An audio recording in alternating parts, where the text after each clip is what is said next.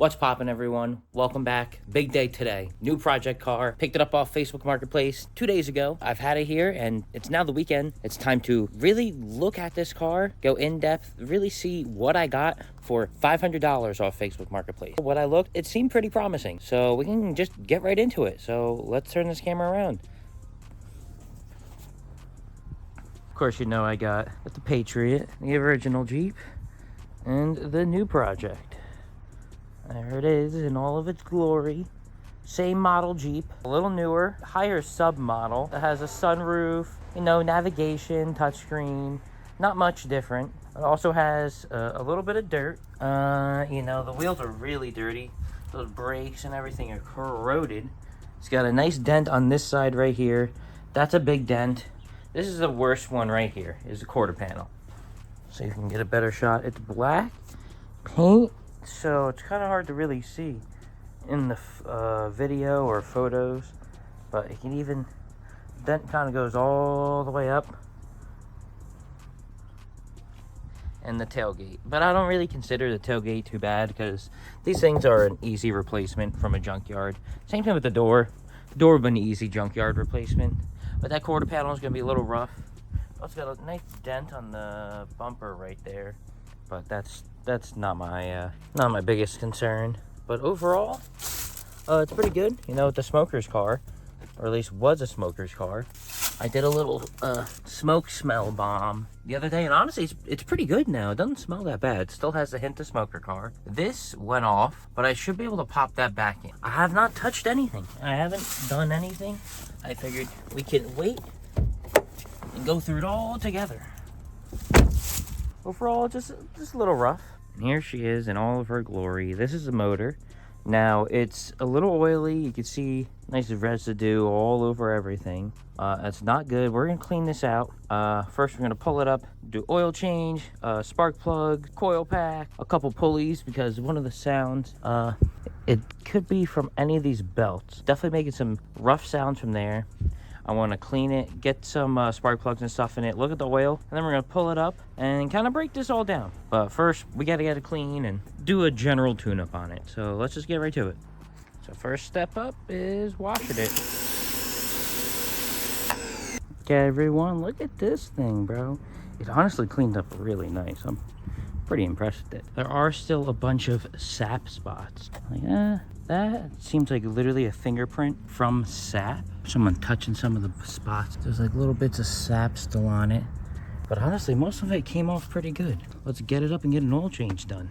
Okay, got them up on the knockoff race ramps. And first look at her, not gonna lie, rough. I gotta get into all these belts. And because there's a noise coming from this side, I'm hoping the rod isn't fucking gone. I'm hoping the cylinder is not absolutely blown. I'm hoping it's a lot of Jeep people that have the similar car. Tell me it's either the belt or one of the pulleys. But we're gonna look into that now. So today we're gonna be doing the first aftermarket mod on the car. Because we're doing the oil change, it's one of those mods that you have to do when you do the oil change, or at least you'd have to wait for it.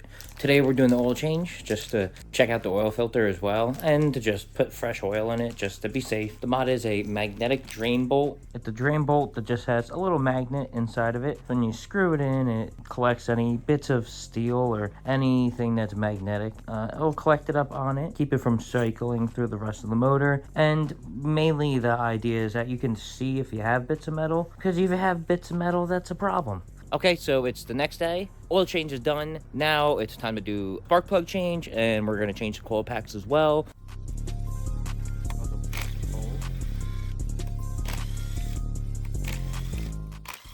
Okay, so remember that if you use a flathead on clips, you have to be extremely careful.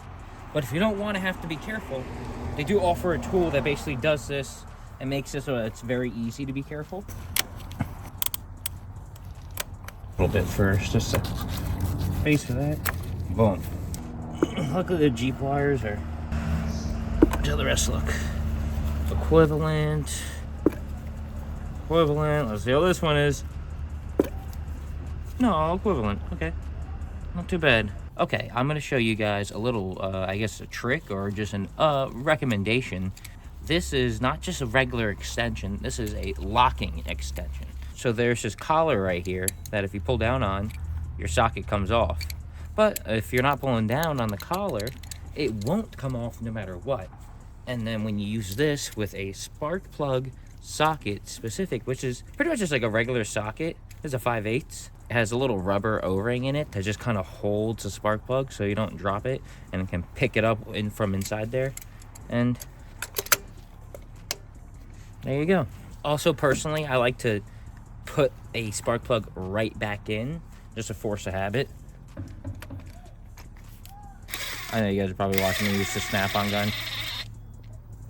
I won't even get it tight, just enough to get it on there, because I don't want anything going into the cylinder, because that's a terrible thing to happen.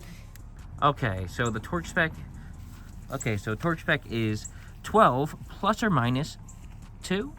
So I'm gonna go with 13. Yeah, so it has a little crush washer on it. So like most of the times when you use that gasket, that crush washer that comes on it, they're technically one-time use. So if you unbolt it by accident, or because you went to, for whatever reason, you unscrew it, it's not recommended to reuse them. If you torque spec them, you'll be fine. So I forgot to grab dielectric grease, so I'm just gonna take the coil packs and put them in the motor for now. Advanced auto. There's like the least most annoying. Oh, so bad, bro. Okay, so said bay 14 is gonna be. Okay, that's it, right? Dielectric grease. Good for the connector. You'll see. Okay, we're back with the dielectric grease. You should kind of put it right on top of the spark plug just to be certain. But if you're smart, you can.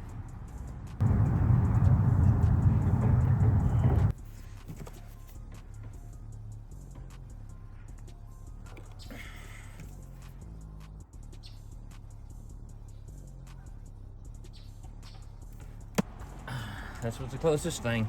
Fuck it. Real light on it.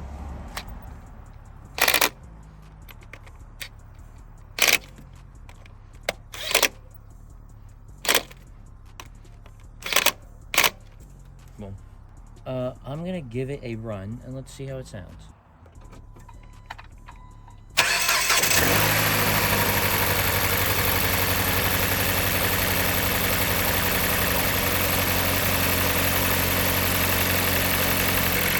You hear that?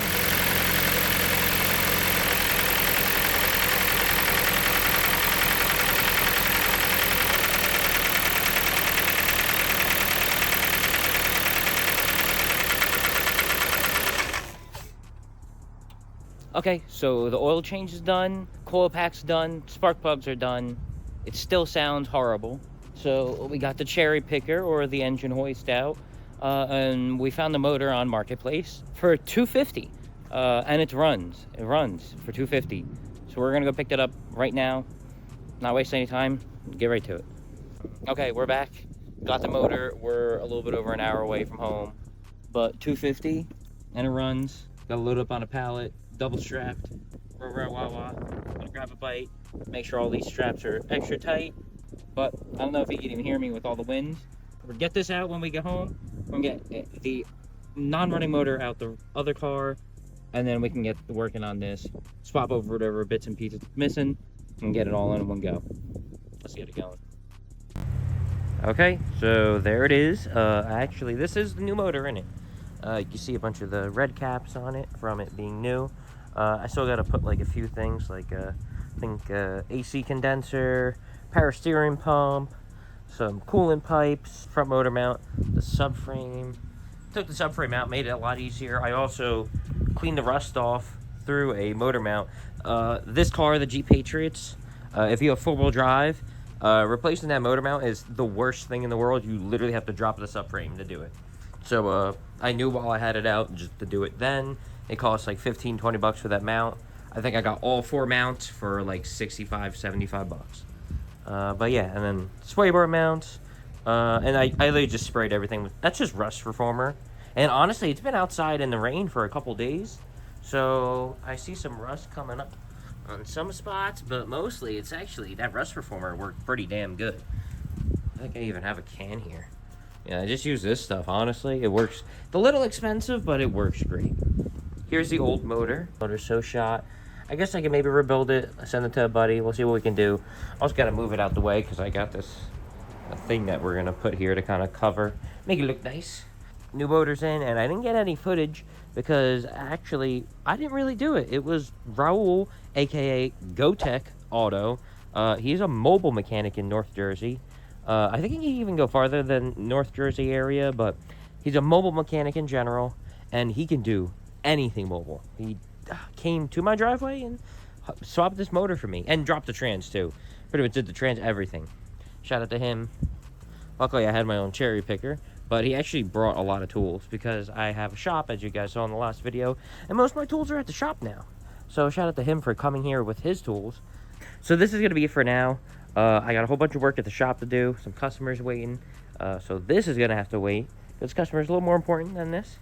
But I'm very happy with the progress we've made.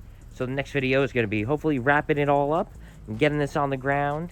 Putting the last bit of suspension parts in. I even got some new suspension parts. Fun fact, this is actually the stock suspension from the other Jeep. I've had it around this entire time. Literally since like 2015, I think, just sitting here. The only part I need left is really just a new battery, and then we're good. But until then, thank you guys for watching. Make sure to like and subscribe, and I appreciate you guys watching through this video. I think this one was a yap fest too, and a lot of just talking and not a lot of cool stuff. So if you've paid attention at all, thank you, and I will see y'all next week. Peace.